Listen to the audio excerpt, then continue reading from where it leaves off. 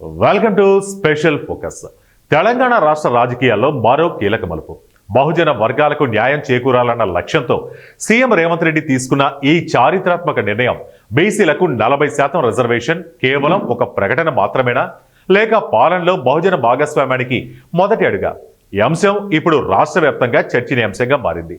ఈ నిర్ణయం వెనక ఉన్న ఉద్దేశం ఏంటి, ప్రభావిత వర్గాల అభిప్రాయాలేంటి, రాజకీయాలపై దీని ప్రభావం ఎలా ఉండబోతోంది అనేది నేటి స్పెషల్ ఫోకస్.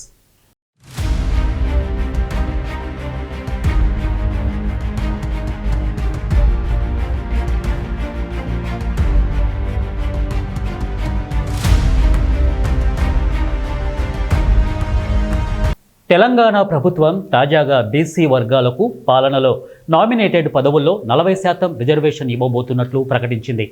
ముఖ్యమంత్రి రేవంత్ రెడ్డి నేతృత్వంలో జరిగిన మంత్రివర్గ సమావేశంలో ఈ మేరకు నిర్ణయం తీసుకున్నట్లు అధికారికంగా ప్రకటించారు. ముఖ్యంగా మార్కెటింగ్, లైబ్రరీ, దేవాదాయ, చేనేత కార్పొరేషన్లు వంటి నామినేటెడ్ పదవుల్లో ఈ రిజర్వేషన్లు అమలు చేయనున్నారు. ఈ నిర్ణయంపై బీసీ సంఘాలు మిశ్రమ స్పందన వ్యక్తం చేస్తున్నాయి. కొందరు దీన్ని ఓ సాహసోపేత నిర్ణయంగా అభివర్ణించగా, మరికొందరు కేవలం ఎన్నికల ముందు హామీని నెరవేర్చినట్లు మాత్రమే చూస్తున్నారు. తెలంగాణ ఓటర్లలో అత్యధిక శాతం బీసీ వర్గాలకు చెందినవారు. ఈ నేపథ్యంలో కాంగ్రెస్ ప్రభుత్వం తీసుకున్న నిర్ణయం ఓ రాజకీయ వ్యూహంగా కూడా పరిగణించబడుతోంది. ప్రత్యేకించి వచ్చే లోక్సభ ఎన్నికలను దృష్టిలో పెట్టుకుని బీసీ ఓటు బ్యాంకును ఆకర్షించే కసరత్తుగా విశ్లేషకులు చెబుతున్నారు. రాష్ట్రంలో ఇప్పటి వరకు 60కి పైగా నామినేటెడ్ పదవుల్లో నియామకాలు జరిగాయి. అందులో ఎంతమంది బీసీ ప్రతినిధులు ఉన్నారు, ఆ వివరాలు అధికారికంగా బయటపడాల్సిన అవసరం ఉంది.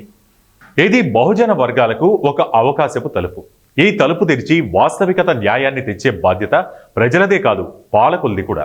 ప్రకటనలు రాష్ట్ర ప్రజలను నమ్మించగలవా, లేక పనులు మాత్రమే న్యాయాన్ని నిర్ధారించగలవా? ప్రజలు కోరుకుంటున్న పాలన ఎలా ఉండాలన్న దానిపై సమాధానం ఆధారపడి ఉంటుంది.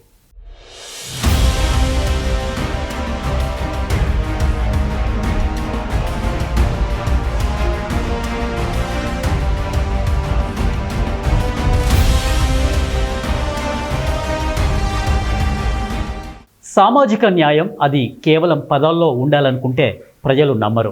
అది పనిచేయాలి, వారికి కనిపించాలి, వారు అనుభవించాలి. బీసీలకు 40% రిజర్వేషన్ ఇది ఒక ప్రకటన మాత్రమే కాదు, ఇది నిస్సత్తువ పాలనలో బహుజన గళానికి ఇచ్చిన గౌరవం.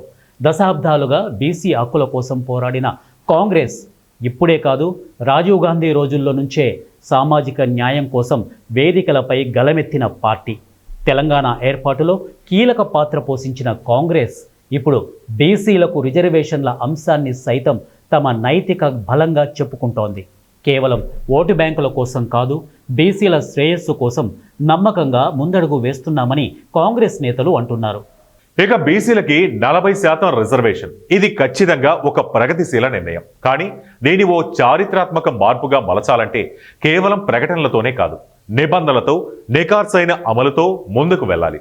మరోవైపు ప్రజల భవిష్యత్తును నిర్ధారించగలిగే శక్తి ఈ నిర్ణయానికి ఉందా లేదా అన్నది కాలమే నిర్ణయించాలి. ఇది వాటి స్పెషల్ ఫోకస్. మరో ఇంట్రెస్టింగ్ టాపిక్ తో మళ్ళీ కలుద్దాం. Until then stay tuned our channel.